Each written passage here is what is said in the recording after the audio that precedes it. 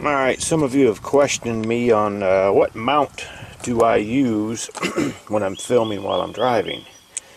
It is this big monster right here. If you watch us on the show, these are basically the same mounts you see on the show that hold all the cameras inside the truck. They use these on the outsides of the vehicles, insides of the vehicles. You have these different arms for adjustments, okay? You can adjust it this way and then this one here. After you have it mounted, it will turn. Has a degree wheel. You can buy all of these pieces separately, okay?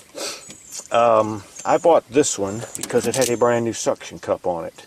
And there's like a cover that looks like a lid for a coffee can that goes over that to keep you from scratching it, because this lip, if you scratch that lip, okay, it won't stick to the window worth of shit no more.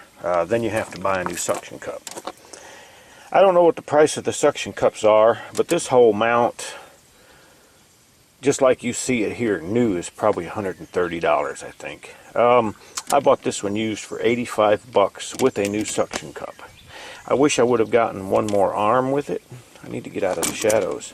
I wish I'd have gotten one more arm with it. It would have made it a little bit more universal, but it's pretty compact. When you got the camera on here, when it's on the window, the camera sits right there. It's kind of hard to open the door, you know, because like the camera I'm filming with now is a HDR CX110, and the door, when you turn the door open, is when it turns it on.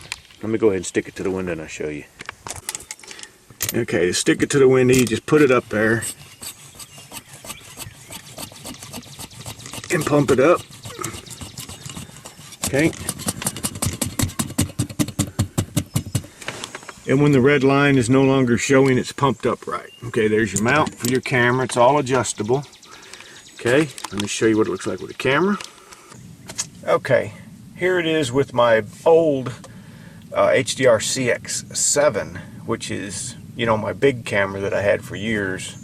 I ended up dropping it. If you see my videos, the one with the bikini contest, I dropped it from a second-story balcony and it landed right there and caved this in. It still works, but the plastic is all banged up on it. It's like 300 bucks to get it rebuilt, and the door is kind of sloppy. I've had this thing for years.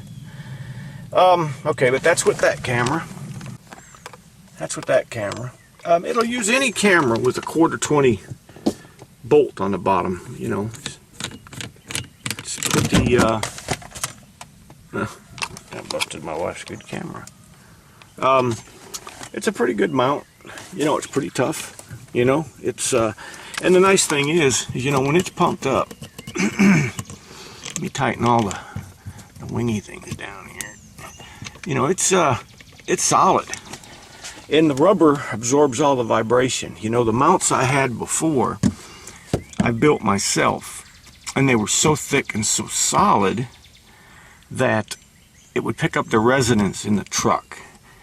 Then you would see the video would have a wave in it, you know, when I'd start pulling a hill or something. And you know, this thing will mount anywhere. It is a relatively flat surface. It don't have to be perfectly flat like this windshield, because this windshield's curved. You know, it's got a pretty good, you know, curve like a dish. You know, anywhere you can, that's all you got to do to get it off the car too, by the way. You know, side of this car here, it'll stick. Okay. Bump it up. Swing your mount out here. Flatten it out. And put a camera on it. That's all you need. Now I'd put a safety strap on that. That thing busted off there. It's $1,000 for the camera and the mount. This camera here was $1,000 when I bought it. But you know, put you a little safety strap. Hook it to the door handle or something. You know, we had them on the show. Everything had a safety strap. And that's all you do to get it off. there you go.